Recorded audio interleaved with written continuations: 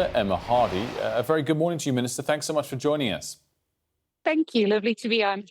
We'll get to why you're on in just a moment, but we were just talking before the weather about the situation in Gaza and indeed this latest letter from 300 celebrities sent to the Prime Minister, the headline of which suggests that the government is complicit with the situation going on in Gaza. What is the government's response to that?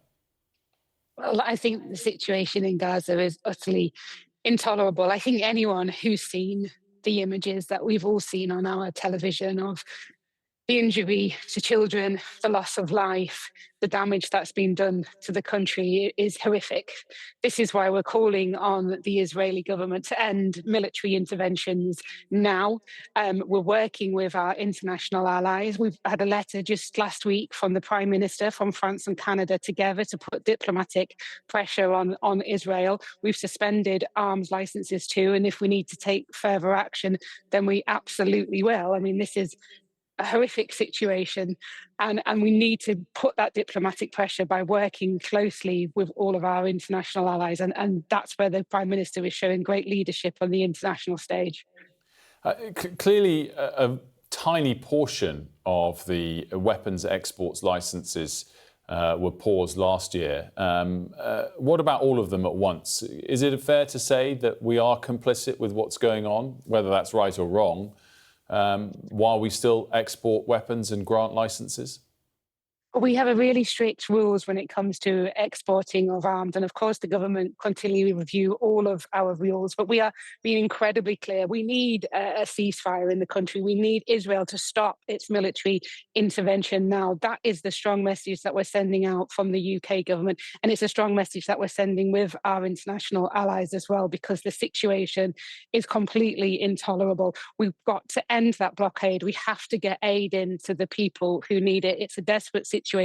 We're working with our allies, and if we need to take further action as a government, then we will. Talk to me about what you're announcing today.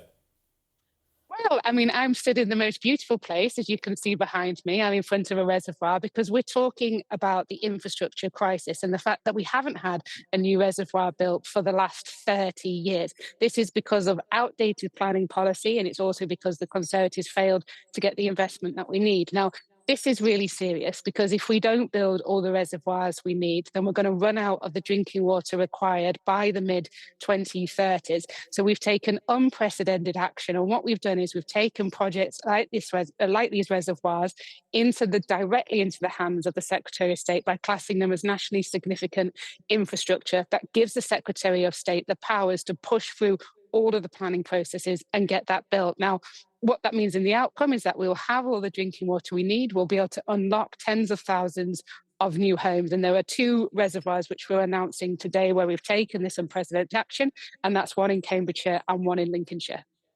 It is one of the sort of head-scratching aspects of living in this country that we can have so much rain, and then when summer comes along, possibly have droughts of varying degrees. Is it fair to say that once the reservoirs are built, and maybe you'll build more in the course of this Parliament, that should never be a case that's repeated? Or will there always be issues where drought is unavoidable? You are absolutely right. And I've been stood in the drizzle this morning, proving the point that there is plenty of rain in this country.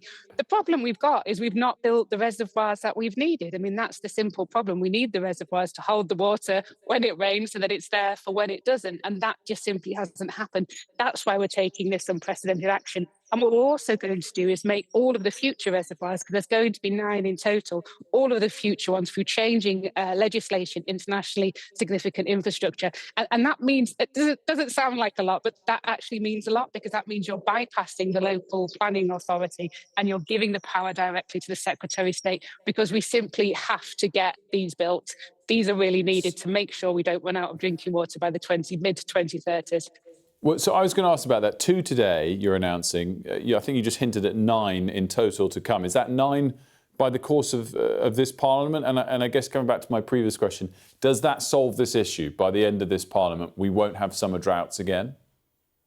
No, so to be really, really clear, the two projects that we're announcing today, the timeline to get one of them built is 2036 and the other one is 2040. These are long-term projects, and which is why, goodness, they should have been started years ago, but we're starting them now. Of course, I want to deliver them more quickly, which is why we're giving the powers directly to the Secretary of State.